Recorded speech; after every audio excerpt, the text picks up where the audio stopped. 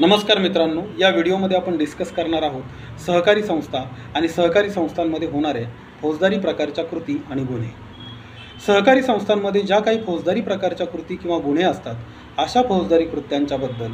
संबंधित जबाबदार जे ऑफिस बिअरर आहेत, मेंबर आहेत, यांच्या विरुद्ध पोलीस स्टेशनमध्ये डायरेक्टली आपल्याला तक्रार करता येते का, किंवा पोलीस स्टेशनमध्ये FIR दाखल करता येते का, किंवा डिरेक्टली कोर्टमध्ये प्रायव्हेट कंप्लेंट आपण या संदर्भामध्ये लॉक करू शकतो का, याबद्दलची चर्चा आज आपण इथे करणार आहोत। मित्रांनो, सहकारी संस्थांमध्ये महाराष्ट्र कोऑपरेटिव्ह सोसायटीज ॲक्ट 1960 जो आहे त्याच्यामध्ये सेक्शन 146 मध्ये कोणत्या प्रकारचे गुन्हे, प्रकारच्या फौजदारी कृती अशा आहेत ज्या फौजदारी प्रकारच्या गुन्ह्यांना अधोरेखित करतात, आणि अशा प्रकारच्या फौजदारी प्रकारच्या गुन्ह्यांविषयी सहकारी संस्थांमधील जे कोणी मेंबर आहेत किंवा रिस्पॉन्सिबल पर्सन आहेत यांच्या विरुद्ध दाद मागता येते का, या संदर्भाचं विवेचन सेक्शन 146 मध्ये करण्यात आलेलं आहे। ज्या प्रकारच्या कृती आहेत त्या कृतींना थोडक्यात, जर सहकारी संस्थांची एखादी प्रॉपर्टी असेल, ती प्रॉपर्टी सेक्शन 47(2) कंप्लायन्सच्या अनुसार जर केलं गेलेलं नसेल आणि अशा प्रकारची प्रॉपर्टी जर डिस्पोज ऑफ केली गेलेली असेल, किंवा शेअर अलोकेशनमध्ये जर काही बेकायदेशीर प्रकार करून अफरातफर केली गेलेली असेल, किंवा सहकारी संस्थांमध्ये जे काही फंड रेझिंग केलं जातं त्या पर्पजसाठी तो फंड युटिलाइज न करता इतर कोणत्या कारणांसाठी वापरला गेलेला असेल, ॲन्युअल जनरल मीटिंग्स ज्या आहेत त्या ॲन्युअल जनरल मीटिंगमध्ये घेतलेले जे धोरणात्मक निर्णय आहे त्या धोरणात्मक निर्णयांना फाटा देऊन काही गैरकृत्य केली गेलेली असतील, किंवा वेगवेगळ्या प्रकारच्या ज्या एन्क्वायरीज सहकारी संस्थांवरती लागलेल्या असतात, त्या सहकारी संस्थांमध्ये लागणाऱ्या एन्क्वायरीजचे कंप्लायन्सेस वेळेवरती न केल्यामुळे संस्थेचं अपरिमित नुकसान झालेलं असेल, संस्थेमध्ये ज्या काही बायलॉज आहेत त्या बायलॉजच्या प्रमाणे धोरणात्मक निर्णय घेतले गेलेले नसतील, किंवा धोरणात्मक निर्णय घेत असताना किंवा घेतले गेल्यामुळे सहकारी संस्थांची अपरिमित नुकसान झालेलं असेल, तर अशा प्रकारचे जे गुन्हे आहेत ते 146 मध्ये मेन्शन केले गेलेले आहेत। आणि मग अशा प्रकारचे 146 मध्ये मेन्शन केलेले गुन्हे किंवा अशा प्रकारच्या कृती जर एखाद्या मेंबरने किंवा कमिटीने जर केलेल्या असतील, तर अशा कमिटीवरती डायरेक्टली फौजदारी स्वरूपाची तक्रार पोलीस स्टेशनला दाखल करता येते का, किंवा कोर्टामध्ये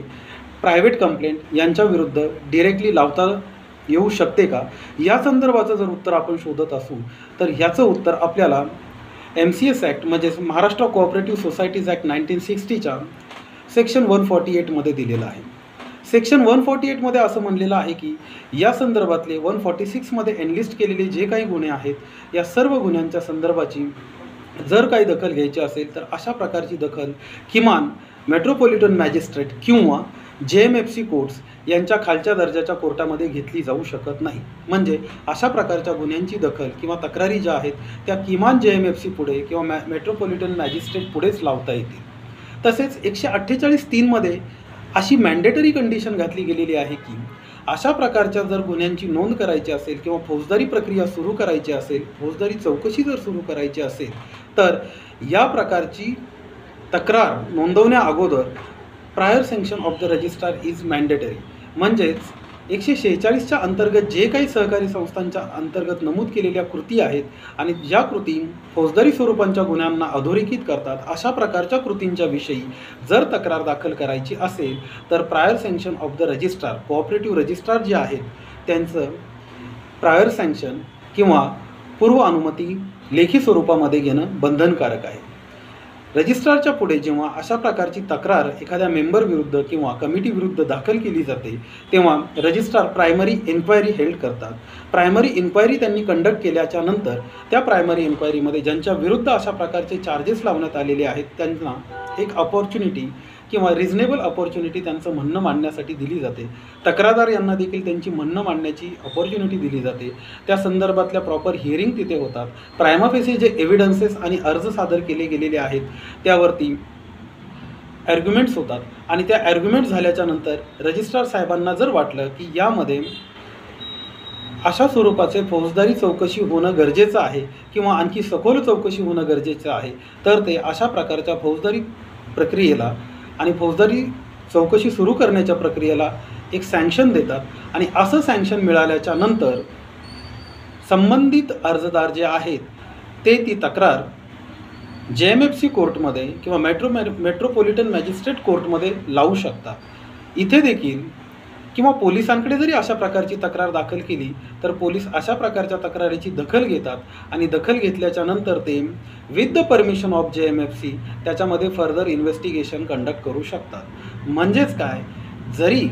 प्रायर सँक्शन आपल्याला रजिस्ट्रारनं अशा प्रकारच्या तक्रारीमध्ये फौजदारी स्वरूपाची कारवाई सुरू करण्यासाठीचं दिलं आणि आपण पोलिसांकडे जरी पोलीस कंप्लेंट नोंदवली तरी पोलिसांना त्यामध्ये JMFCs जे आहेत किंवा कोर्ट जे आहे त्यांची फर्दर इन्व्हेस्टिगेशन करण्यासाठीची परवानगी घेणं गरजेचं असतं. थोडक्यात काय तर CRPCचा आपण जर विचार केला तर CRPCमध्ये जशी आपण प्रायव्हेट कंप्लेंट लॉक करतो किंवा 156(3) मध्ये FIR लॉक करण्याची जी प्रोव्हिजन आहे त्या प्रोव्हिजनचे इथे अनुकरण केलं जातं. आणि असं प्रायर सँक्शन जरी रजिस्ट्रार यांच्याकडून अर्जदार किंवा तक्रारदार यांना भेटलं तरी त्यांना ते prior sanction along with their complaint and the evidences in proper format कोर्टमध्ये सादर करावं लागतं. आणि मग JMFC जे आहे त्यांना जर त्यामध्ये मेरिट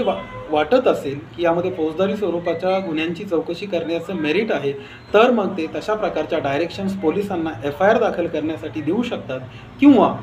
156(3) खाली अशा प्रकारची FIR दाखल करण्याच्या डायरेक्शन्स पोलिसांना दिल्यावरती पोलीस पुढे जाऊन FIR लॉक करून इन्व्हेस्टिगेशन कंडक्ट करू शकतात. किंवा दुसरी बाजू अशी देखील आहे की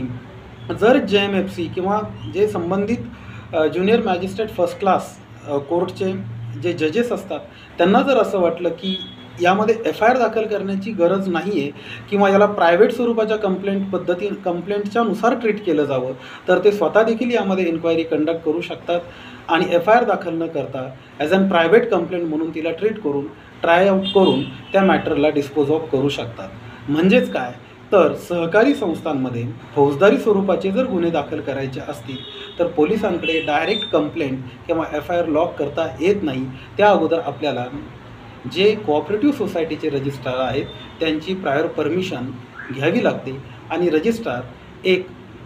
प्रिलिमिनरी इन्क्वायरी कंडक्ट करून दोन्ही बाजूंचं म्हणणं ऐकून त्या दोन्ही बाजूंना त्यांचं म्हणणं मांडण्याची संधी देऊन त्यानंतर मग अशा प्रकारचं प्रायर सँक्शन रिटर्न लेखी स्वरूपामध्ये देत असतात. तर हा व्हिडिओ जो होता सहकारी संस्थांमध्ये फौजदारी प्रकारचे गुन्हे दाखल करत असताना नक्की कोणती प्रक्रिया पार पाडली जाते किंवा कोणती प्रक्रिया पार पाडावी लागते याचं क्लॅरिफिकेशन देण्यासाठी आज बनवण्यात आलेला होता. व्हिडिओ तुम्हाला कसा वाटला हे नक्की सांगा. आजच्या व्हिडिओमध्ये इतकंच. धन्यवाद.